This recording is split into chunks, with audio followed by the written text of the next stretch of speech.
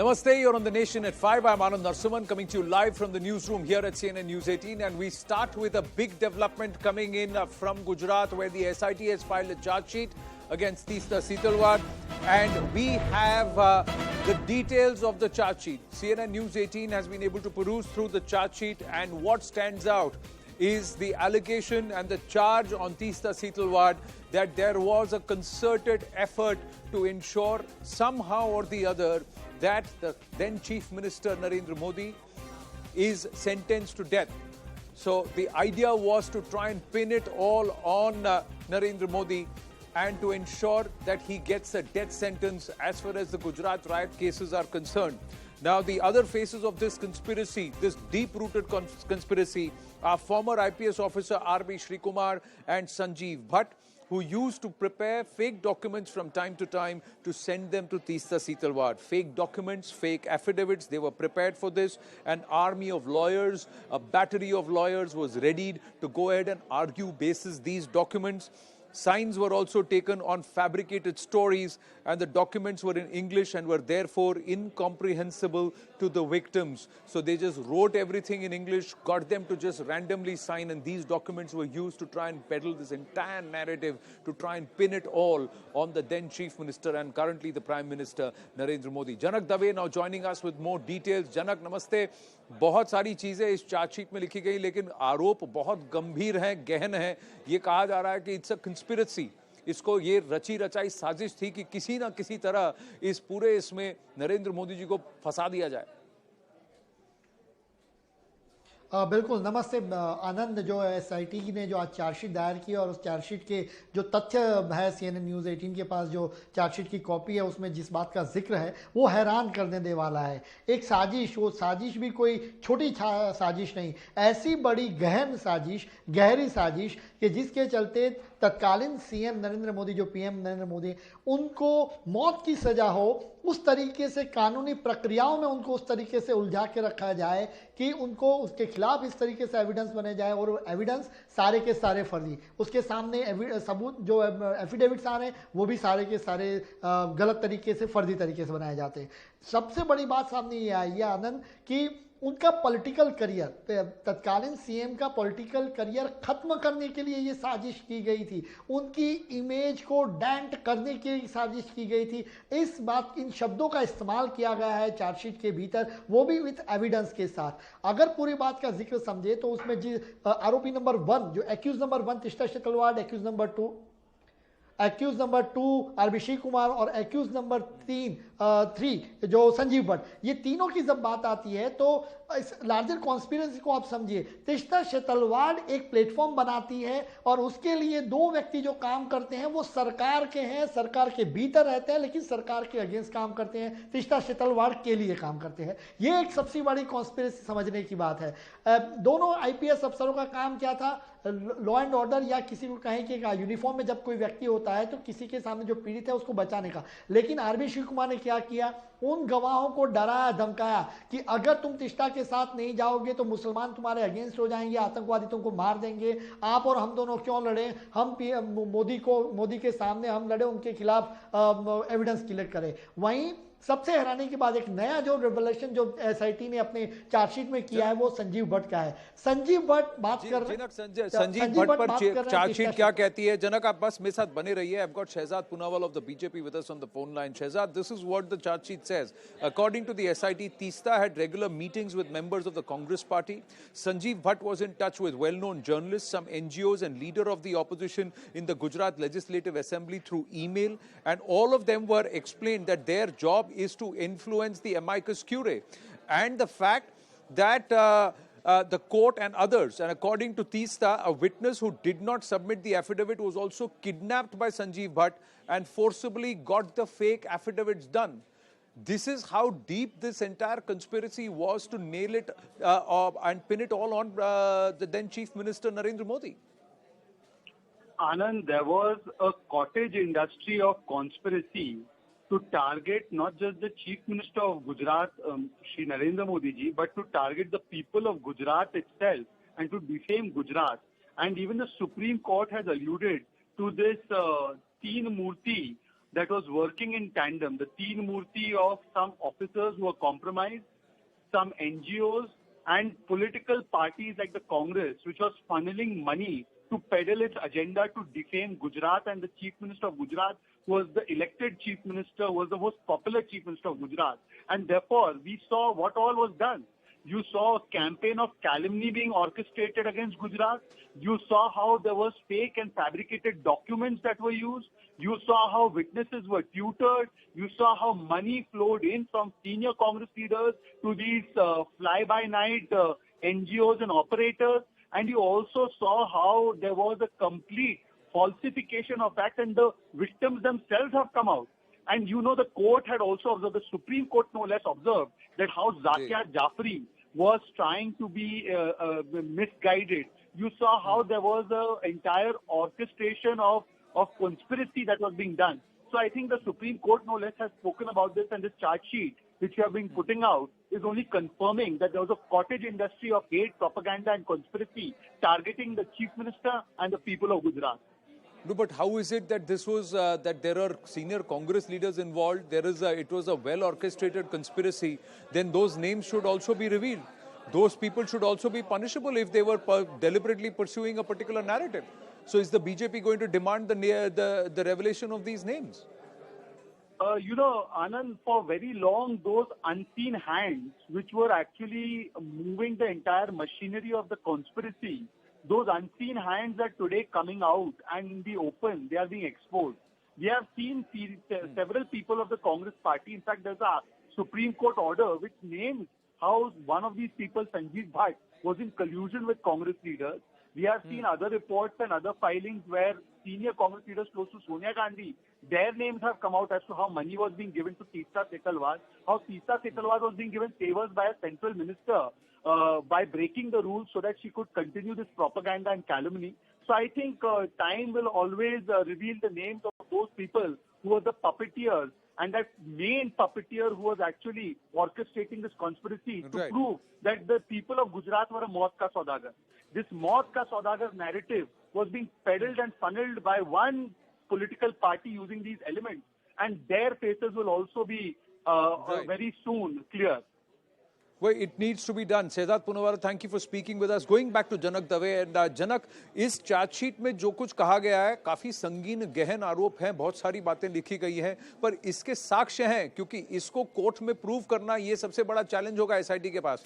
क्या उनके पास स्टेटमेंट्स हैं तीस्ता सेतलवाद और अन्य लोगों से जो इस बात को वो प्रूव कर पाएंगे? क्योंकि चार्जशीट में लिखना बहुत बड़ी बात है, लेकिन इसको कोर्ट में इसको साक्ष्य के साथ सिद्ध भी करना पड़ेगा. और क्या चार्जशीट में उन लीडर्स के नाम लिखे गए हैं कि अगर leader of the opposition in the Gujarat legislative assembly उस वक्त कौन थे, ये नाम तो सबको पता होगा. और ये कौन जर्नलिस्ट हैं, ये कौन लीडर्स हैं कांग्रेस पार्टी के, इनके नाम लिखे गए हैं. देखिए आनंद, ये पहली चार्जशीट है. 90 दिन के भीतर, आप भी जानते हैं कि 90 दिन के भीतर चार्जशीट करनी थी, क्योंकि टेम्पररी बेल तीस्ता सेतलवाड को मिल गए हैं और यहाँ पर जब उनको रेगुलर बेल के लिए आना है उससे पहले चार्जशीट 90 दिन के लिए फाइल करनी थी. जहाँ तक आपने साक्ष्य की बात की, सबूतों की बात की, अगर आप उस चार्जशीट को पूरी तरीके से देखें तो कई ऐसे विटनेसेस हैं जिनके 164 किए गए. 164 आप जैसे जानते हैं कि मजिस्ट्रेट के आगे बयान दिए जाते हैं जो एक कॉन्क्रीट एविडेंस के तौर पे इसको माना जाता है. उसके अलावा कई पंच हैं जो अगर आप देखें चार्जशीट के कि किन किन व्यक्तियों ने कैसे ज़बानी दी है, जुबानी उनकी किस तरीके की है, ये सारी चीज़ें उन विटनेसेस को लाया गया है जिन पर ये एफिडेविट लिखी गई थी. वो बता रहे हैं कि हमें गलत तरीके, हमें तो पता ही नहीं था कि इसमें अंग्रेजी में ये लिखा है. जब उसका ट्रांसलेशन करके दिया कि क्या आपने ये बताया, तो बोले हमने इस तरीके से नहीं लिखा, हमारे केवल हस्ताक्षर है.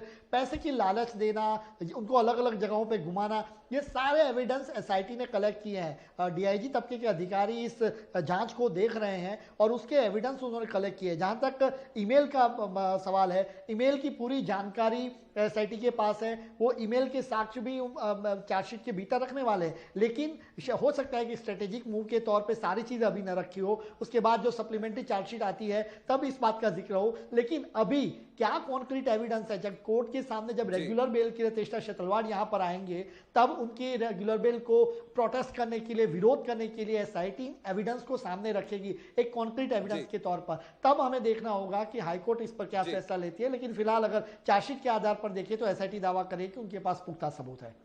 Ji, Janak, thank you. Thank you for your inputs and thank you for getting us the details here on CNN News 18. Big development this, sensational claims that have been made in the charge sheet and the SIT claims they have enough and more evidence and proof to back these serious claims. Will more names tumble out of the closet? We'll have to wait and watch. For the moment, moving on here on the Nation at 5 from Gujarat to Karnataka, ladies and gentlemen. Big development this.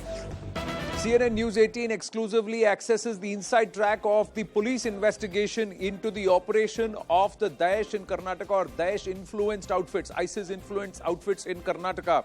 Suspect terrorist Yasin was carrying out low-intensity trial blast on the banks of the Tunga River in Shivamogga. They were actually trying to test low-intensity trial blasts were being conducted. Forensic science team and experts rushed from Bengaluru to inspect the area and collect traces of the explosive used. Another police team was dispatched to Tirthahalli to probe people who were in touch with Yasin and Maj Munir. One of the accused, Sharik, is suspected to be a close aide of the absconding terrorist Abdul Mateen. Abdul Mateen is currently absconding. Mateen's house in Tirthahalli was raided by the NIA back in May 2020, more than 2 years ago. He's got a bounty of 3 lakh on his head. He's still absconding. He's wanted in the Al Hind ISIS Bengaluru module case. Harish Upadhyay now joins us with more details. Yes, Harish. Well, this was a fear of the Bengaluru police, in fact, the Karnataka police, that these were not just random youngsters who were radicalized. It was much more, and now that being proven, initial details coming in from this investigation indicating that Yasin, who is also a mechanical engineer who had the knowledge of making bombs, was in fact carrying out trial blasts on the banks of River Tunga in Shimoga. And this was next to a STP in an isolated area that this was happening. Although the nearby residents did hear some sound, they thought this was something related to fishing and the work, nearby construction work that was happening. But the police now visiting this site, the forensics team 2 from Bengaluru has reached there to collect samples of the possible explosives that could have been used over there. What is more worrying is the fact that one of the accused, who is absconding, was in touch with another terrorist, suspected terrorist of the ISIS. His home was raided in Tirthahalli in 2020. He was wanted in the Al Hind ISIS case related to meetings that happened near Bannerghatta Road in Bengaluru. So looks like this is a larger module, although some of them are absconding. Their close aides were planning something in Shimoga is what is coming out from the prima facie investigation that's happened now. Now, how many of these people have been arrested and when were the arrests made? And when was the timeline of this entire trial blast being conducted? Well, 2 people have been arrested. Maj Muin has been arrested. Yasin has been arrested. Both of them picked up from Shimoga and Mangaluru yesterday. Shaheen is still absconding. He's the one who was in touch with Abdul Mateen, is what we understand. And over the last few weeks is when these blasts have been carried out, is what the police are saying. The fact that this is not a very thickly populated area, it's an isolated area, not too many nearby residents as well who can give more information. But what we understand is that there is a team in Tirthahalli which is possibly trying to figure out who are the others who were in touch with Shaheen or other 2 of the arrested, whether it's the arrested in Shimoga or Abdul Mateen who is absconding. That is happening, and in the meanwhile, devices recovered from their houses both in Mangaluru and Shimoga is also being analyzed right now. Right, Harish, thank you for your inputs. I've got Sushant Sareen. Sushantji, thank you for joining us on short notice. But this is a worrying trend. Not just highly qualified, educated individuals, but highly radicalized, and they have got the kind of explosives which allows them to do trial runs also. Yeah, so Anand, number one, I think, if you look at the profiles of many of the terrorists these days, these are the highly educated guys and from reasonably well-to-do families.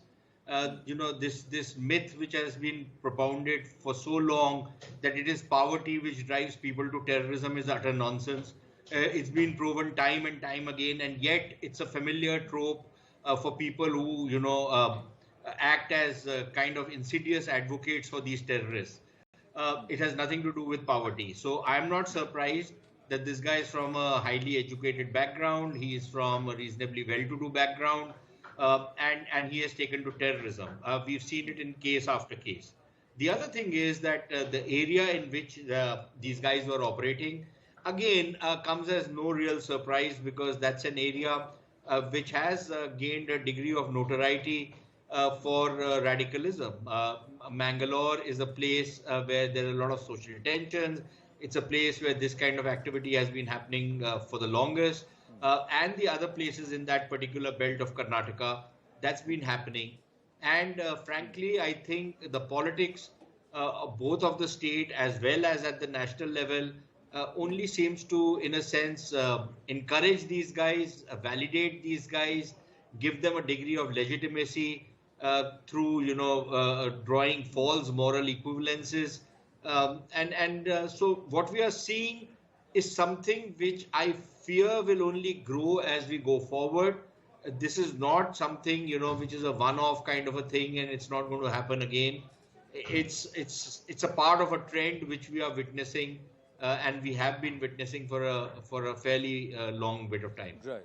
The Home Minister is taking an internal security review meeting, not just with focus on Jammu and Kashmir, but overall.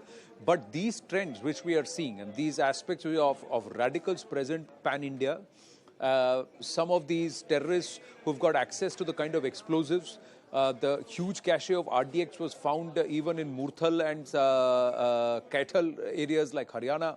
There were terrorists who were seen, who were found, who were caught in Assam, Madhya Pradesh. Now we are seeing test and trial blasts being conducted in Karnataka. Are these all individual outfits, or do you believe that they seem to be random, but they are all somewhere connected? And are we on the throes of perhaps a massive security challenge internally, Sushantji? I think we are going to be facing a massive internal security challenge. Now, whether all of these incidents are connected to one mastermind or, a bunch of people who are directing all of this, I don't think it can be said with any degree of certainty. At least we've not seen any evidence so far. Right. But I suspect that there would be something like this happening, because, after all, how does somebody in Assam get hold of these kind of explosives and starts taking to this kind of a thing, unless he's connected to a larger kind of a circle. So I suspect that if further investigations are carried out, I think we will come to some kind of a conclusion that there are some people or a group or an organization or even a state which is orchestrating and which is promoting this kind of nefarious activities. Right. Sushantji, thank you for your inputs. Taking a very, very short break here on The Nation at 5. When we come back, we turn the spotlight towards a major, major drug bust. So it's not just heroin, but there is also meth that's now involved. There is, of course, the threat of Afghanistan and the narco-terror angle. Stay with us.